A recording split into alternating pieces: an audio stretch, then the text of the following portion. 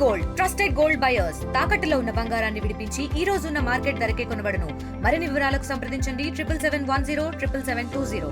విజయనగరం జిల్లా విజయనగరం మండల పరిధిలో ఉన్నటువంటి రాకోడి గ్రామ పరిధి రెవెన్యూలో ఉన్నటువంటి భూములపైన ఈరోజు రీసర్వే అయితే జరిగింది. అది రీసర్వేలో అక్కడ ఉన్నటువంటి రైతులు కూడా తీవ్రంగా నష్టపోయిన పరిస్థితి అయితే కనిపిస్తూ ఉన్నాయి. అదేవిధంగా మరోవైపు ఈ యొక్క రీసర్వేలో భాగంగా చూసుకుంటే రెవెన్యూ డిపార్ట్మెంట్ కూడా పలు ఒత్తిళ్లు కూడా వస్తున్నాయంటూ కూడా మరొక వ్యక్తి చెప్పుకోవాల్సిన నేపథ్యం కూడా కనిపిస్తుంది. అసలు ఏం జరిగింది ఏంటి? ఇదే క్రమంలో మనతో పాటు రైతులు అయితే ఉన్నారు. రైతులతో మాట్లాడే ప్రయత్నం అయితే చేద్దాం. ఏం జరిగింది సార్ చెప్పండి, అసలు ఏం జరిగింది ఏంటి? ఈరోజు ముఖ్యంగా మీ రాకోడి పరిధిలో ఉన్నటువంటి ఆ రైతులంతా కూడా వీళ్ళు మూకుముడుగా ఒకేసారి వీళ్ళు మంత్రిని కూడా కలిసి ఉండే పరిస్థితి కనిపిస్తుంది. అసలు ఏం జరిగింది ఏంటి? రాకోడు గ్రామంలోని రీసర్వే జరిగిన తర్వాత రైతుకైతే నిరాశ, కానీ రెవెన్యూ శాఖ అయితే ఆదాయం అండి. ఎందుకంటే దీనికి గత ప్రభుత్వంలో లంచగుండ అనేది ఏర్పడి డబ్బులుంటే భూస్వాములు కానీ డబ్బున్నోడు కానీ ఎవడైనా డబ్బుంటే పని చేసుకోగలరు. కానీ సన్నకారు రైతులు, చిన్న రైతులు, రోదాపేద ఉన్నవాళ్ళు ఇలాంటివి ఒక అరెకరం కానీ ఎకరం కానీ ఉన్నా ఇబ్బందులు పడి సెంటుకి 1000 ఇచ్చి ఎకరానికి 1,00,000 ఇచ్చుకోవాలంటే 10 సంవత్సరాలు కష్టపడితే కానీ ఈ ఉపాధి హామీ పథకంలో రోజుకి 200 ఇచ్చి ఇంటి కరెంట్ బిల్లు అలాంటివన్నీ కొట్టుకుంటే ఈ రెవెన్యూ బతకాలా? లేదా పిల్లల భవిష్యత్తు కోసం గత భూమిని ఎవరికైనా అమ్ముకున్నా, పెళ్ళికైనా, కార్యానికైనా, చావుకైనా, పుట్టుకైనా ఏదో చిన్నకారు రైతులు అమ్ముకుంటే వాళ్ళ పరిస్థితి ఏంటండి? సర్వే నెంబర్ లేదని పక్క నెంబర్లో పడిపోయిందని పక్క రైతు మీద ఇంకొక నెంబర్ పడిపోయిందంటే ఆడితో చేయించుకోవాలన్నా వాడు రిజిస్ట్రేషన్ చేయాలంటారు. ఏదైనా వారసత్వంగా వచ్చిందని అది ఎక్కించాలి, అది రికార్డు.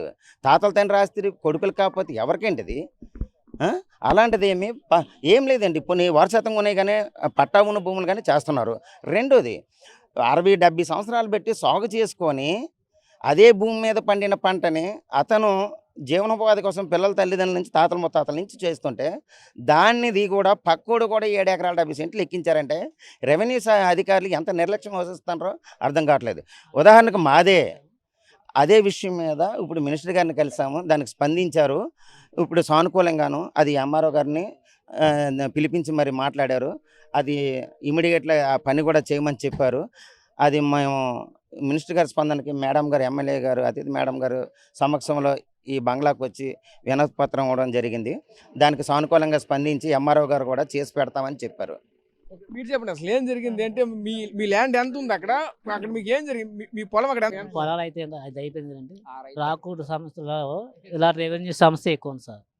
ఉందని విషయం మీద మినిస్టర్ గారికి మళ్ళీ కలడానికి వచ్చాం. వాళ్ళకి అవన్నీ చెప్పాము. పలానా నెంబర్ తేడాలు ఉన్నాయమ్మా, వారసత్వం వచ్చిన అయితే చేసేస్తాం అంటారు, రాంగ్ రిజిస్ట్రేషన్ గట్రా అయిన అయితే చేయమన్నారు. దానికి మీరు ఒకసారి చెప్తారనే ఉద్దేశంతో చెప్పమని చెప్పాం. చెప్తే మినిస్టర్ గారు కూడా, ఎమ్మెల్యే కూడా బాగా సానుకూలంగా స్పందించారు.